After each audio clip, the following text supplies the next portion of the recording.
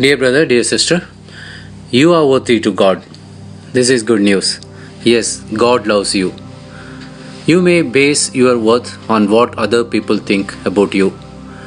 We all base our values on how others view on us. You may think, if someone else find me worthy of their love, I must be worthy of something, otherwise you feel worthless. The reality is every one of us questions our values at some point. Do people like me? What does my life matter to anyone? Does anyone really care me? Oh, how much people can say such mean things about me. What, I am really like that? Why do people hate me? Why I am such a mess up? Why doesn't anyone even notice me? We base our value on praises from others, either for something we have done or something we have achieved or the way we look.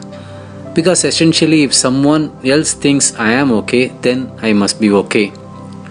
The problem is, people never love perfectly. Their views and opinions are constantly changing. It is really sorry for a child who has never been unconditionally loved or accepted by a parent. It is not the child's fault, but it does not mean the child is worthless.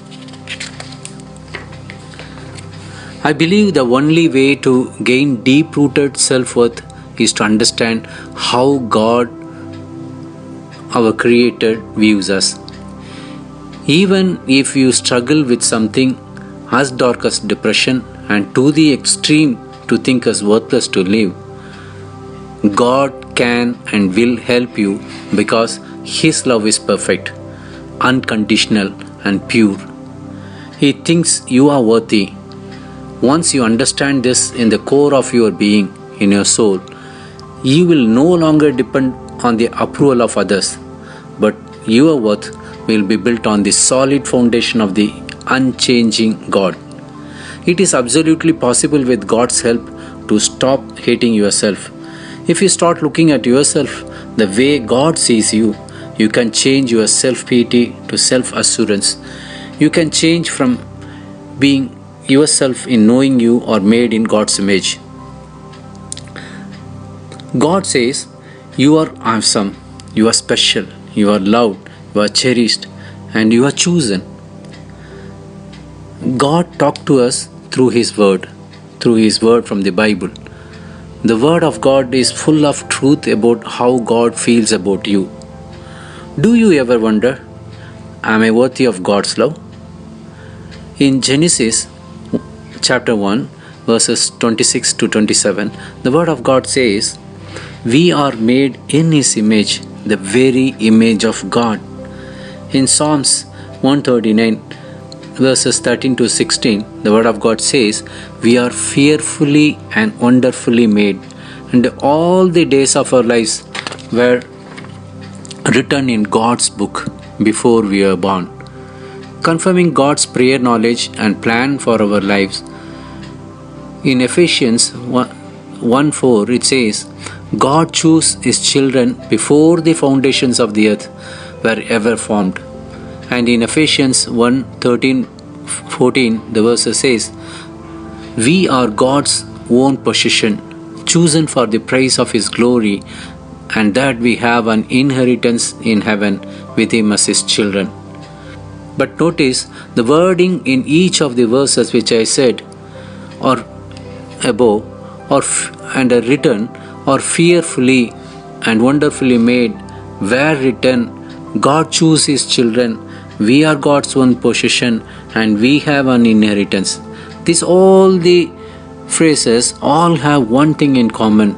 They are things done to us or for us by God. These are not things we have earned or deserved. We are in fact merely the recipients of all spiritual blessings in heaven, in heavenly places in Christ. Therefore, we can conclude that our worth is not really of the self at all, rather it is worth given to us by God.